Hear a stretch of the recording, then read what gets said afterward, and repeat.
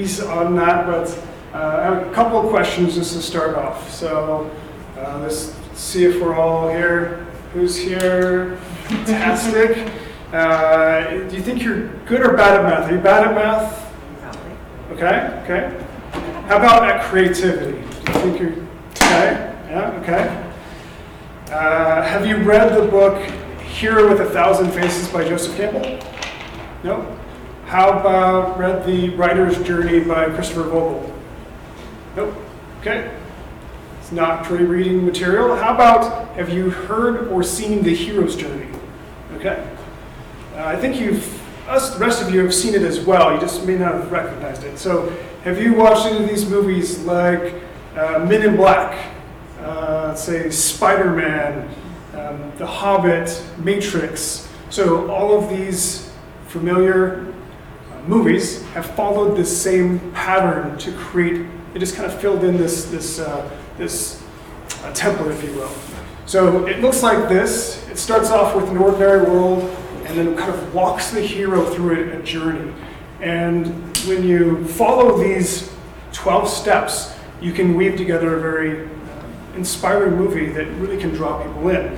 And there's some magic that's to a story. I think if we talk about stories, we can really draw people into an idea by using a story. And so if you know any of the Star Wars movies, they simply followed this same process and created quite a lot of movies that follow that exact same pattern. So when you're able to use that, it takes a lot of the burden off of creativity. You've kind of got these prompts that take you through this process.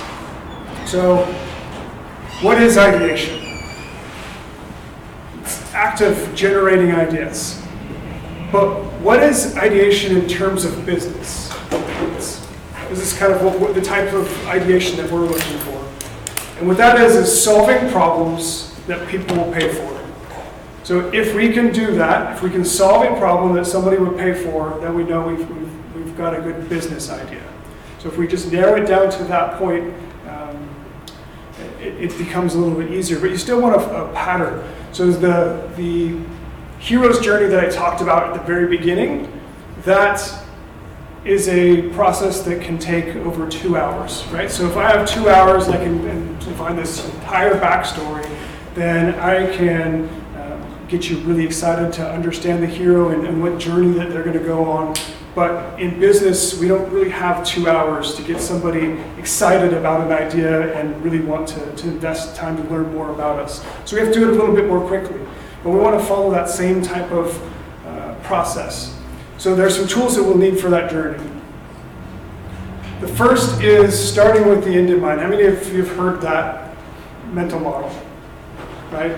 So if I'm starting off with an idea, I don't know where I'm going, it's very difficult for me to measure the progress that I make along that journey, and it can be very easy for me to give up and just not be able to tell, am I coming up with good ideas or not? Because I don't necessarily know what the end result that I'm trying to establish is. So this process that we'll talk about today starts with the end in mind, and we kind of work backwards from there. Another thing that's important is having some sort of methodology that we can follow for being able to come up with good ideas. It takes a lot of the mystery out of it. So what we're going to talk about is called challenge ideation. So with that, we kind of know the challenge that we're focused on. So first, we want to empathize with the folks that we're trying to solve a problem for. So who wants to give just a quick example of a problem that you want to solve for in your business, or an example problem? Security. Security, okay. So in a security world, right, we have to understand who are we trying to secure, what are we trying to secure them for? So that would be the challenge that we'd be trying to understand. And then we want to define that down to what's the root problem that we're really trying to solve. As we understand the root problem, those in design thinking terminology, those are convergent and divergent thinking. So we start off with divergent thinking, and we generate as many ideas as we can come up with. What are all the security problems that we're going to address? And then we can narrow those options down into what's the core problem we're trying to solve. So here is talking about understanding the problem that we're trying to solve. That leads us to the opportunity. Now that we understand the core problem, now we can really start to ideate, and that's really where ideation comes into play. So if you already know the specific problem that you're trying to solve, then you're jumping right into the ideation phase. Then once we have, in that ideation, we're doing that divergent thinking again, coming up with all kinds of ideas, narrowing that down by prototyping the idea. In implementation terms, that could be, here's a product or a prototype type of product, or talking to a customer about how you would help solve that problem with a prototype. And then finally getting to test. And that's really ultimately where the true measure of our successful, where we're able to ideate, is when we test this with a customer, did it resonate with them, did it really draw us to a good idea or solution for them, and that's where we're ending up as the solution.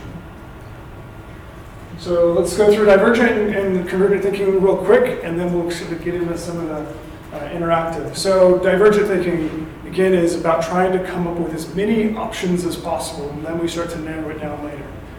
So one of the easiest ways to do this is in how might we prompt. So let's say in the security world, if I'm trying to stop people from clicking a link that is going to take them to a malware site, how might we accomplish that? So by framing that, it starts to prompt some different options. It gives us alternatives to start to highlight. And we can look at all those different ideas and just get them on the table. You'll see this comes into terms with like whiteboarding, different brainstorming activities. So we've already done these types of things. I'm just maybe giving a little bit more formal title of it. If you are trying to find inspiration for good ideas, something that really works well is a gripe log or an idea log. So as you see something that frustrates you or frustrates your customer, if you start to write those down, just the act of writing it down kind of puts it into a special place in our memory that your subconscious will start working on that, and you'll have those breakthroughs when you're in the shower because you actually took the time to like catalog it into something that your brain realizes, oh, that's something important that I should be thinking about. Maybe not actively while I'm driving, but when I'm doing some other task. So inspiration hits with that, and all we have to do is just prime the brain to be able to think about those. So with Convergent, we talked about it. Here we want to form a hypothesis. So we think this is the case, and then from that we understand our beliefs, and we gather our facts and narrow down our options. So we can categorize, simplify, and prioritize. So one of those tools that we talked about was clustering. So that's where we categorize different ideas. So if we thought about all the different ways we could stop somebody from clicking a link, could we do it? Some of them would be in a category of stopping someone from clicking on a link. Some of them would be in a category of, well, what can we capture it after they've clicked the link but before they've gone to the site? So maybe that's one way of clustering it. Just when you brainstorm, you'll start to see those natural collections form. Has anybody done dot voting or battleship voting on ideas? So you have your ideas on a whiteboard, maybe they're on sticky notes, and then you give a certain number of dots to each participant, say 3 dots apiece, and you get to go and vote. And if you really like one idea, you can put all 3 of your dots there, or you can move over to there.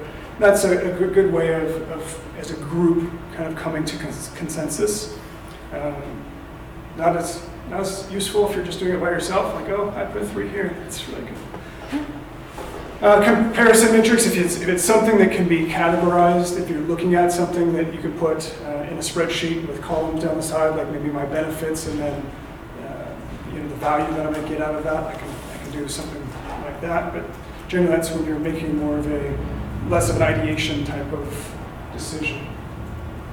All right, so the story format we're going to look at is a more simplified version of the hero journey. So we're going to look at 3 important categories, mainly 3 steps, and we're going to flip through some charts here and just try to get some ideas and just walk through it together. Don't know where this is going to go, we'll see. The 3 key pieces here starts with the hero. So in terms of business, it's very easy for us to think of the end person as a customer. And what that tends to do is eliminate all of the personality of the customer. It just kind of makes it nameless and faceless, and makes it hard for us to really get into their shoes and think about the problems that they experience. So instead, we want to flip that. We want to put them on a pedestal. This is what the hero journey does, right? So in the hero's journey for Star Wars, who's the primary hero? Luke Skywalker, okay? So in there as well, we have a mentor. So who's the mentor? There's several, but who's one of the mentors that jumps out? Yoda. What's that? Yoda. Yoda, yep. So Yoda is that kind of sage mentor that's going to give them experience and help them through their path. So we have to realize this journey, and I think journey is a great word for it, as the hero is on a path, right? They're in a state of a problem state, and they want to get to it to a higher level state through some sort of transformation, right? So on this journey, we want to be able to take them through that. If I gave you a task that you felt was impossible, even if, it's like I look at it, it's very simple, but you thought it was impossible, you're likely to give up. So what we want to do in our story format is give ourselves a way of filling in some of those leaps that the hero would have to make, so that they can see that it's not as impossible as they make it out for. Who's heard of the term self-limiting beliefs? Okay, we all have them. And in this case, the self-limiting beliefs for the hero is that there's something that's preventing them from, I can't do this. So in the world of entrepreneurship, a lot of people sit there and they plan the ideas out. They're like, I really think this is great. But they get to something that just like blocks them. I don't know. Maybe what if people don't like my idea? What if, right? So there's that bridge, and that's really what the mentor's role is to make sure that they're there to usher the hero through the entire journey. So the format that I'm going to give you is the Hope Story Canvas. And so it takes that same 12-step process. We've simplified it down to 3 steps of 3, so 9. And really what this does is give you the ammo to be able to, talk about the idea. So a lot of times I see that people have fantastic ideas, but they don't know how to communicate them. They don't know how to take someone on that journey. If you came up with a brand new idea, like let's say we're talking big ideation, like I'm going to start a new company, and I want to go to a pitch session, I want to talk about my product. A lot of times we hear pitches that are very benefits of the product that they're building. So listen to all these really cool features and why we're cooler than our competitors. But it, again, doesn't talk about the hero, doesn't talk about how we're helping the hero. And it's really what that storyline that draws an investor into wanting to invest in that company is they form that connection to the person who has the problem that you're solving for, and then moves them to that next level. So to where you start to see this in your marketing activities. Again, if I have this idea and I come up with a solution and I really know how to talk about it, it's going to resonate more in the marketplace, and I'm going to be able to bring that forward better. So in the first step, we're going to talk about story setup. So we're going to talk about meeting the hero. This is where we have a blank canvas. So we'll flip through some here. So we need to come up with a hero who has a problem, and we'll walk through it together. So let's see what we can come up with as for who do we want to solve a problem for. Anybody got any ideas? And if it's your problem, like if it's like your business and you don't want to talk about it, that's fine. Just it could be something completely irrelevant, something that you struggled with this morning.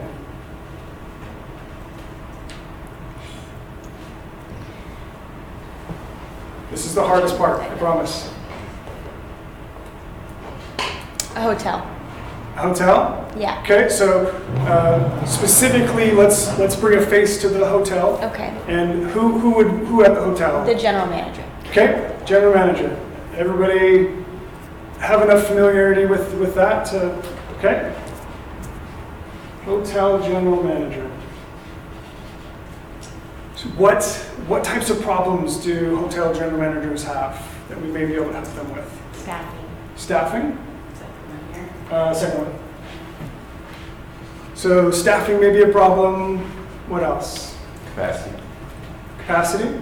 Customer satisfaction. Customer satisfaction? Hotel maintenance. Maintenance? Okay.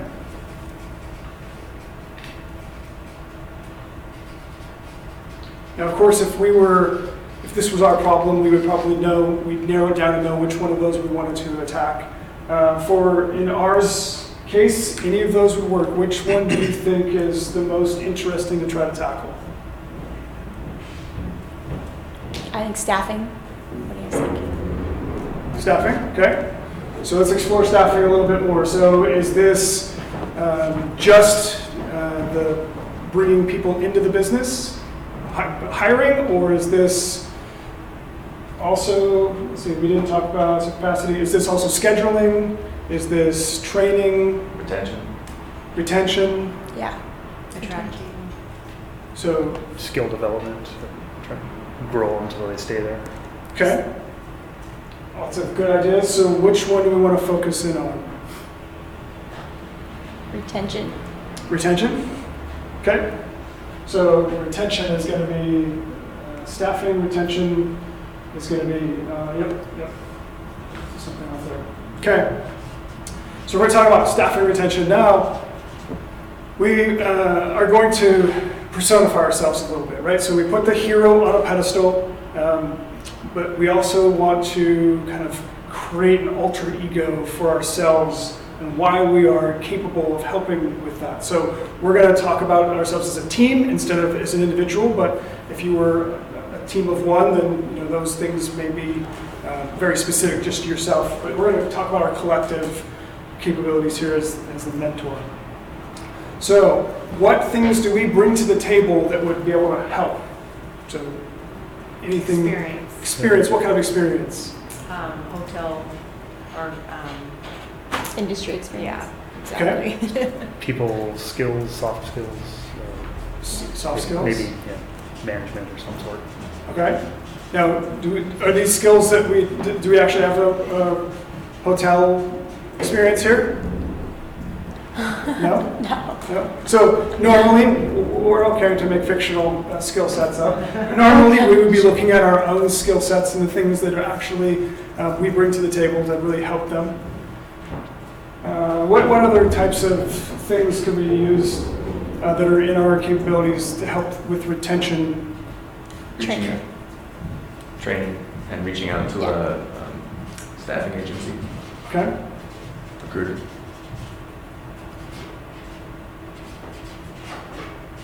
Culture. Yes, I was going to say culture. Good job. Culture.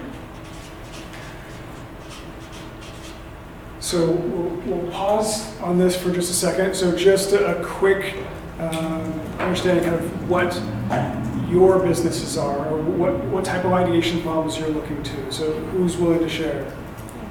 I'm a nutrition and lifestyle coach. Okay. I have another business as well, but that's primarily what I do. Okay. Okay. Anybody else? I'm solutions engineer for a security firm, Okay. What type of security? cybersecurity. Cybersecurity. Okay. Just generally trying to run my great idea through something that makes it more sane, or maybe it gives it more a reality check for an idea. Okay. Okay. So entrepreneurship. Business relations, basically sales for multiple different small businesses and different services that they offer. So client is my end user. Like Okay. Hotels, so. Okay. Are you with him? Yeah, I'm a network security analyst for a tech firm. Same Okay. Perfect. Okay. So there's different types of things here as the mentor that we can do. So one is the innate skills that we have, and two is that we can be that bridge. So as you mentioned, being able to go to maybe a recruiting firm, maybe we're not great recruiters, but we can then bring that technology or that solution to the idea. So we can either have the knowledge or just be gathering the knowledge to them. We can either have the product or bring the knowledge of the product or bring the product to them when we're being the mentor. Okay, so we are hotel GM. We're trying to work on staffing retention, and we have a number of capabilities here that we'll dive into a little bit later. But so let's move on to the next piece.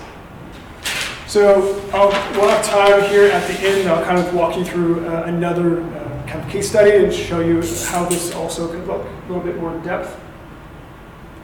So here's where we follow the hero. So again, empathy is a huge portion of being able to create a good idea. So we really want to be able to walk in the shoes of the customer. So we have to understand, what does their ordinary day look like? So as the hotel general manager, at what point do they realize that they have the problem? So kind of before that, what's a normal day for a general manager? What do we think that looks like?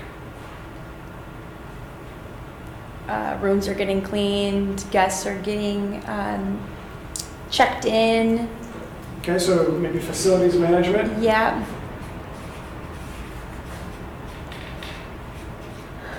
Of their time that they're spending, do we think that they spend a lot of time on those skills and retention, or are they just managing the business? Probably making sure that, say, everybody who's responsible for their aspect of the business is doing their job, like the charge of whoever's housekeeping, someone who's in charge of the restaurant, maybe somebody's facilities, just touching base with all of them, make sure everything's go. Okay, so a lot of task, a lot of task management operations. So of course we would go in to understand. We've talked to one person, but we get like a number of people. If I'm going to try to solve hotel problem, I'm going to talk to a lot of GMs and kind of get the common aspects of that. So sounds like in this case, maybe we could say that 90% of their time is more on the task management, and they're not having the time for the retention, and that's why it's become one of their problems. Okay. So here we want to look at what is the true challenge that they're suffering. So what made retention become a problem for them? Could be culture, could be time, could be location, pay. Yeah. Benefits. Okay.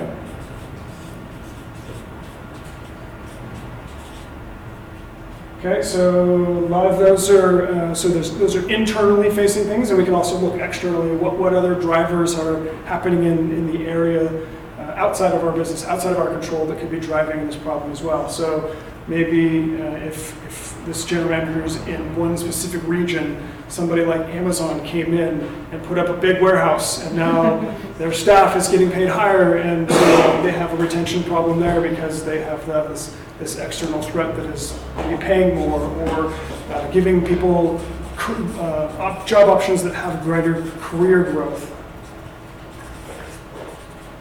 So we're trying to understand the challenges that person is experiencing and really what are the drivers for that.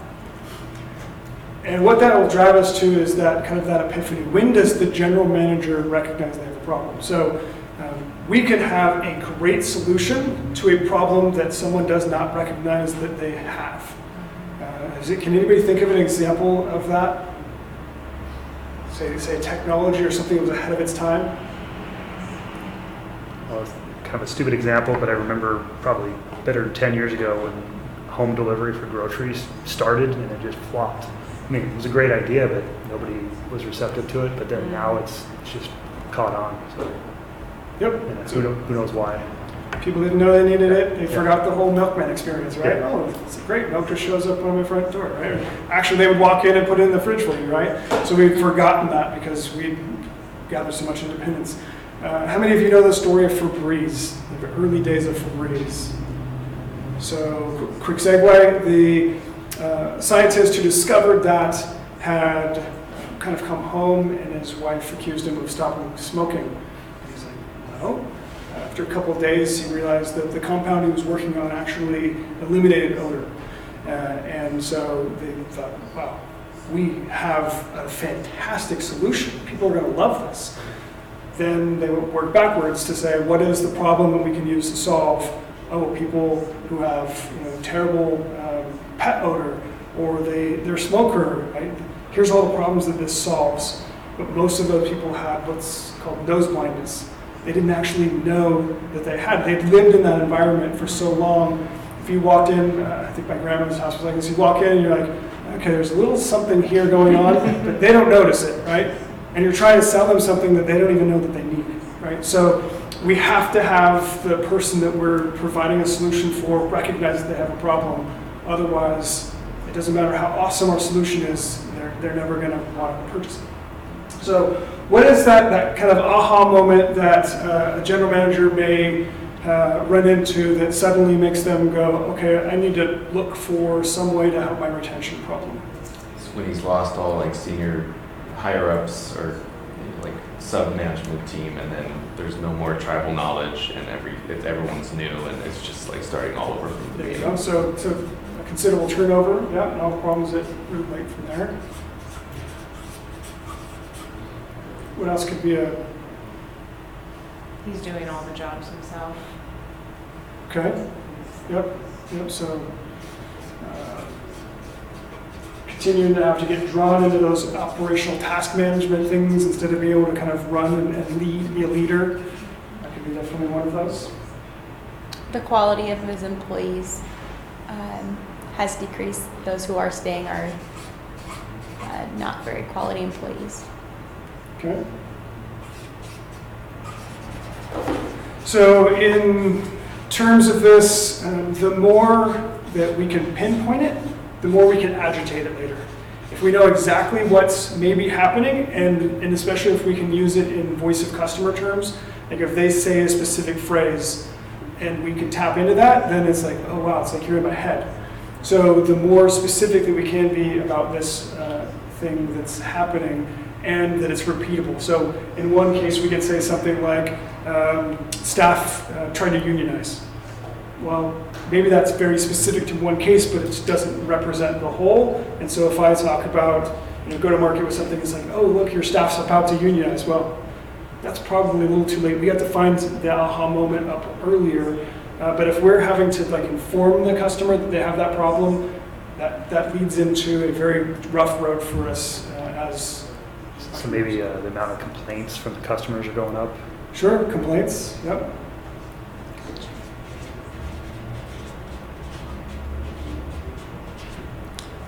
Yeah, like just everyday operations and tasks aren't being completed. So his hotel's falling apart because nobody's restocking the shelves, or the rooms aren't cleaned the way they should be. That's a sign of employees aren't doing what they're supposed to. Yep. Okay, so and here's the thing about this process is that we call this co-development with customers. So we can't figure this out in our lab by ourselves, so we would always have to go out, and you're usually going to be not thinking about these, like brainstorming about those. You're going to interview, let's say, 10, 50, 100 potential customers, and you'll see the themes that are going to draw out for those particular aspects. So this is all about the problem. We really haven't got to what does the future look like. For any of you that work directly with customers, how often when you go to a customer and say, what do you need, do they get it right? Not very often. Does anybody have any ideas about why that's the case? They don't know what they need. Okay, so any famous quotes? Steve Jobs is one of those that says, if I gave people what they wanted, they don't know what they want. Same thing, I think, was it Henry Ford that said, if I gave them what they wanted, they want faster horses. So it's really our job to take the problem and understand that, and the ideation comes after that portion. So if you ask them, what's your ultimate day look like? Generally, they're so into the weeds with those operational task managements that they can't see what could a new state look like. So here's where we really want us to take on our role of the mentor and lead the hero. So now that we understand the problem generally well for 5 minutes, we can start to talk about what do we want to take them. So they're down at the bottom of the mountain. What does the top of the mountain look like for them? So this is where we start to work backwards. We want to talk about celebrating the transformation. What does it feel like when I no longer have that problem? So what, in the case of our hotel GM, what does that state look like? Probably they've got an opinion about what their perfect day might be like, or what they really want to get out of their job and goals for the business, because they're probably being challenged from the corporation to do certain things. Yep. So they just can't quite get there. Yep, so I think we mentioned that they're spending a lot of time on those other tasks instead of other people picking them up.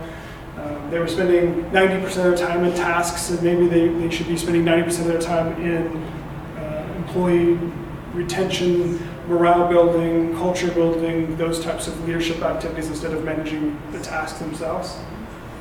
So for transformation, let's start putting some of those down. Let's go with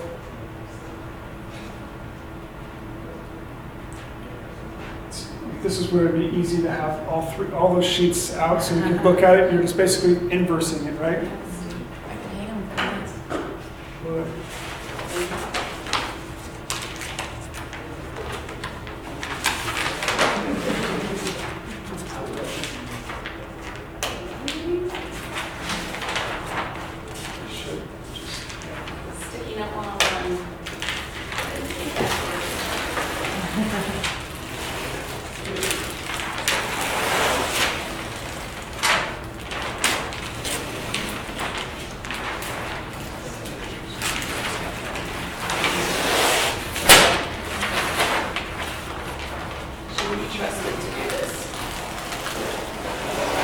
Curious what it's going to stick to.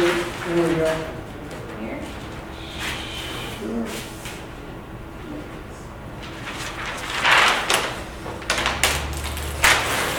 Okay, so in terms of culture, what does a good transformed culture look like?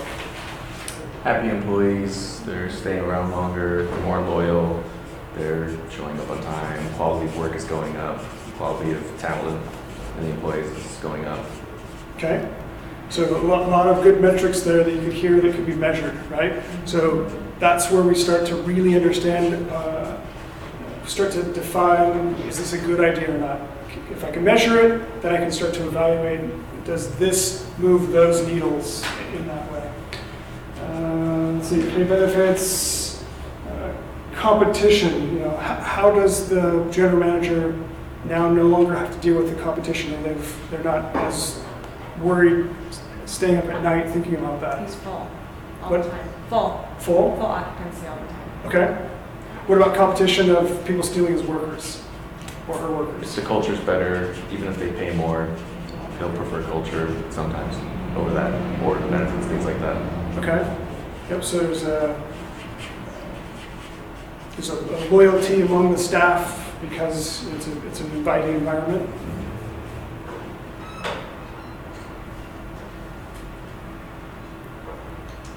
Anything else so in these sessions, some of the other ones as well, you can think about it through the 5 senses, right? So when we're talking about the journey, what is the problem that they have?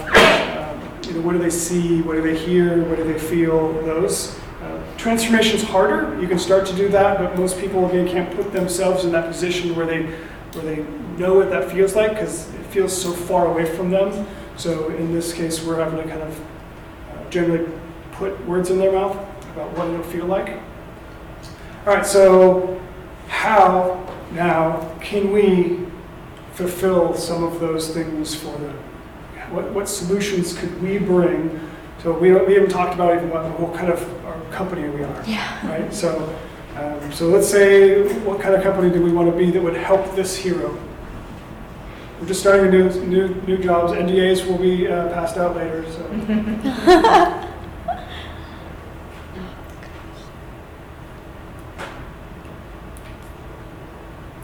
When you almost are going in as a consultant, like holistically looking at the business for the general manager's role, knowing what his ideal job description is or his duties and what he wants, and then looking at everything underneath him and what's wrong with it, like you talked about training for the staff, customer retention, complaints, facilities management. I mean, you're kind of the jack of all trades, knowledgeable about the hotel industry. Okay, so consultant is a pretty easy one for us to do. So as the consultant, we're going to come in and help them define that. So the solution that we would have is some sort of consulting package, it sounds like. Okay, what would help our consulting package stand out from anybody else because of our mentoring capabilities, right? We have the experience of this industry, right? We talked about we're good at forming cultures and training, recruiting, and helping with people's soft skills. So thoughts on how we frame that as part of a consulting package? Maybe to what you said, the I guess KPIs, your indicators. If you buy this package and we do this, you'll see these things change for the better, and we can track it and show you along the way. So there's an opt-out. If we fail, you'll know that as we go along that we'll prove to you that as we're spending your money that we're improving your business. So. Okay, perfect. So journey management in that case is we're showing them that there's just not this mythical process that this, by the way, in 6 months it'll be better. We're going to show you, here's how we're going to show you that you're climbing up this hill. So we've got some secret sauce to our processes that gives them, the hero, that credibility factor of, oh, you can help, right? What other ways can we bring credibility to the table for our solution?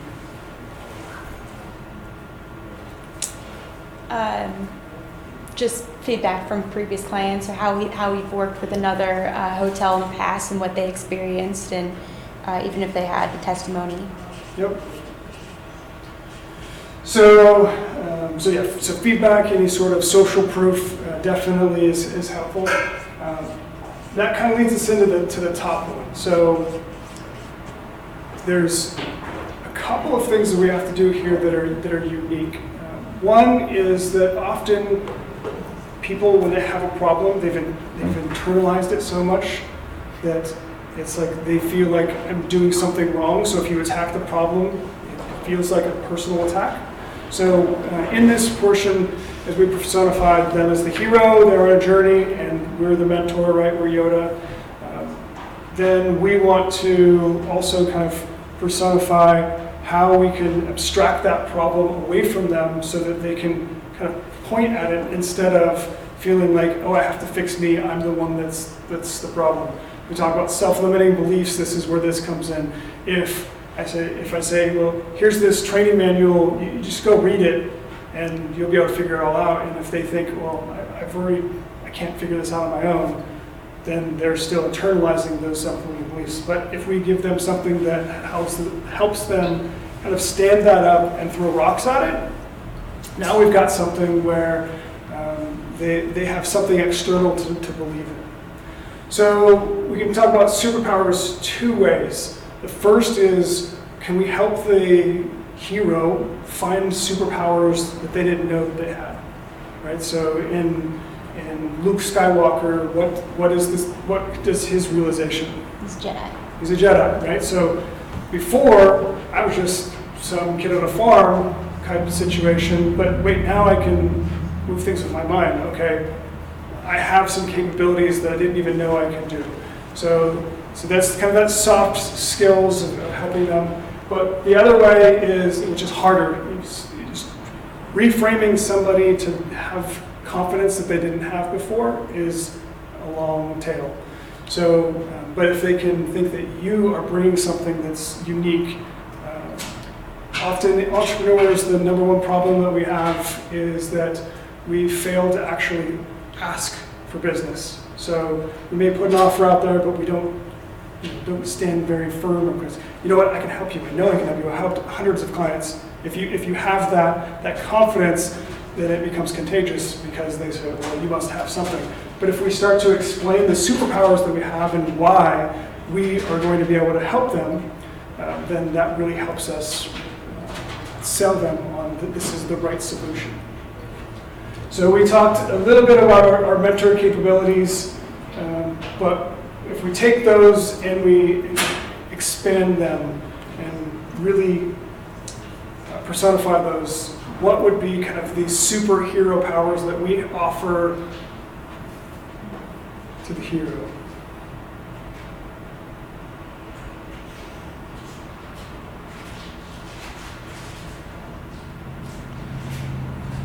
Process improvement. Okay, sure, that's a good one. So if we think about in terms of Luke Skywalker and Yoda, so Yoda, what was his secret ability in terms of Luke Skywalker?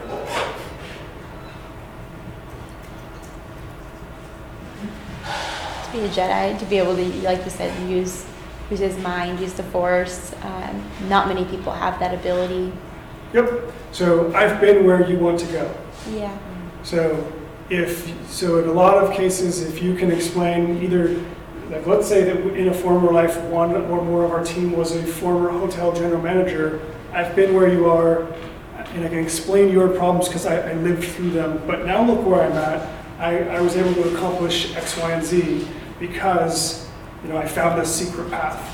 That speaks to the credibility, but also kind of divulges a little bit of the superpower. Just in that case, it's not like I actually became mutant. I didn't know it, but that I have experience that you don't have, and I've packaged it into a consulting package.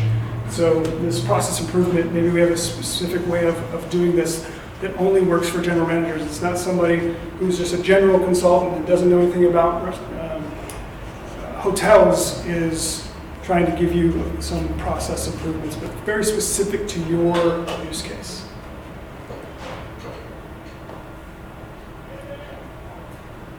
Okay, is there anything else? Time check. Okay, let's kind of get the general idea. So each of those, of course, you would take more time. You would understand and you would have a bunch of background from the different conversations you've had, and you'd fill those things in. You would be spending the majority of your time on the solution because you really understand. But if we start to jump into solving something that we really haven't identified the problem, then that's really going to lead our ideation in the wrong direction. So if I know what problem I'm trying to solve, and then I can kind of walk them through it. Now, if I were to sit down with, let's say I was looking for a co-founder, and I had this story, and I could walk them through this process, when I've made the problem very visual and also kind of drawn into human capacity. So it's like, oh, that's very compelling. Look at these problems that hotel general managers have. And if you start naming a hotel general manager, like, this is Jill, and she just works down the street, and this is the stuff that she's having, and you start to talk about that, like, this is how we think we're going to solve this. It really draws people in. Not only Jill, if you went to talk to Jill about how you're solving James's problem down the street, that story factor really helps. But it also just streamlines our ideation activities so we have a model to work with. So we talked about this. Another trick that we can use when we're doing this solution is called the multiplication or the manipulation verbs. So if you ran into one of those problems, let's say we were working on the staffing when we were working on maintenance. I could start to think of that problem in terms of this. So how do I eliminate maintenance problems? How do I subtract? So I can start to think about this, and it's going to start to steer me in a different direction of how I actually want to provide those services. We talked about dot voting. Okay, so this was a really quick version of this. I have a free course that you can go through where we'll go through these things in more detail, including being able to download this format. It's blackstack.com/ideation. And in that, I'll walk through this case study that is for Nancy the nurse. And so I'll walk through this process of defining the hero, the problems that Nancy is struggling with, really drawing this backstory so you get a second look at it and you see the kind of the level of detail that you go into for a backstory. Anybody that built personas in the past? So that's something that's very often in the tech industry about a persona. If I'm going to build a product, there's a lot of that that's worked into this process.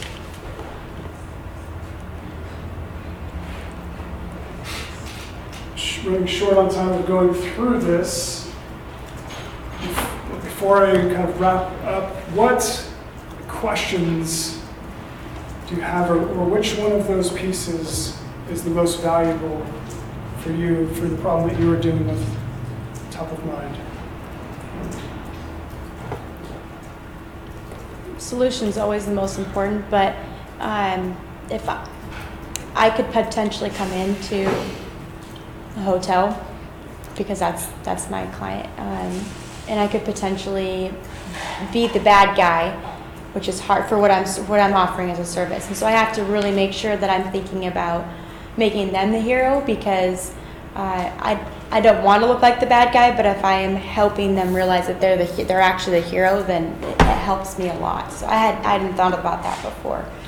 Just that subtle framing of it from a customer, or some people say client, it just takes all of the humanity out of that and just becomes, somebody I throw services at. Mm-hmm. And instead, if you personify them as a hero, it puts you into that servant role as well. Like, I really want to help you. And if we help people, you solve their problems, that's where people will start to pull up money to say, hey, here, you've really helped me here, let me exchange services for that. So we talked about...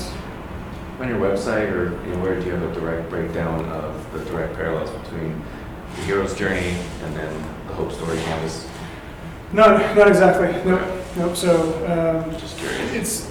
It's mainly all the same things, but again, in let's say a 10-second advertising. So anybody heard the grunt test or the 5-second rule? 5-second rule. 5-second rule. So if you show something, let's say it's your landing page, you really have 5 seconds to communicate why they care. And so if we talked about the voice of customer, we talk about that in the validation workshop here monthly. The voice of customer, if I know that this is how they talk about the problem, then if I use those same terms, it immediately draws them in. So in the case we talked about was Febreze. There's an interesting voice of customer in that one that they almost killed that project because they couldn't figure out what they were actually solving for customers, what problem people really were looking for to solve. So after they really studied those a lot, they realized, they started watching tapes and seeing that as people were spraying Febreze, after they would get it done, they would do it at the very end of their cleaning routine, and they would do this. It was that kind of closure to the cleaning process that really resonated with customers. So in that case, the voice of customer wasn't even something like a saying they were saying, but it was that. And as soon as you won't be able to not see it on every Febreze commercial. You'll see it there. Propel is now doing the same thing. If you've anybody heard any of the recent Propel, so they have the same, like when you're trying to pound out your extra reps, they have like a sigh of, I've just got done with a great workout, I feel great kind of breath, and they keep using it over and over and over. So you're trying to associate your workout with their product. What's the best way, in your opinion, to bounce these ideas off of other people? So we talk about that in the validation workshop, but the case is you don't want to say, here's my idea, is this great? You want to validate that they have the problem, because I call it the grandmother test. If you go to talk to somebody and you say, hey, isn't this idea awesome? It's like asking your grandmother, am I attractive, right? Oh, honey, of course you are. No one wants to give you that bad news. They want to always give you encouragement, even if they maybe it's not good yet, but I'll give them encouragement. It'll be good in the future. So it's hard to do that. So you want to talk about the problem to make sure that I understand the problem, and then the best way after that, let's say I start to understand my solution, I can get people to either want to prepay. So if I say, I'm starting this now, I'm pre-booking clients, if you sign up now, you get this much discount. People voting with their money is the ultimate test.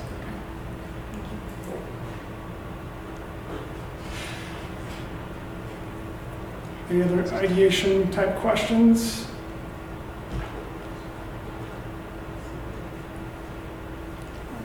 So can you tell them lunch and learn we have coming up, and then the validation workshop? Sure. So in 2 weeks, right, we have a similar format, lunch and learn for idea validation, and it's about a 45-minute talk. We'll talk about some of those.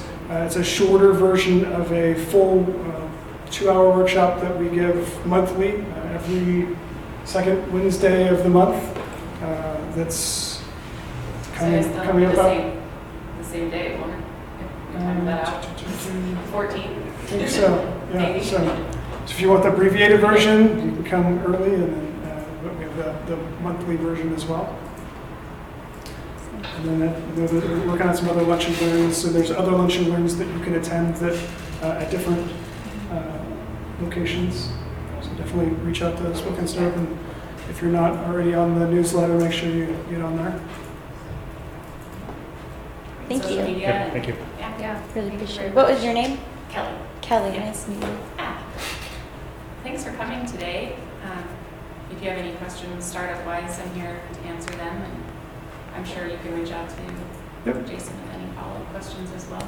Do you have any of the graphics that you want to send to? Yep. So you can get to those at that free course. Thank you. You bet. Thanks.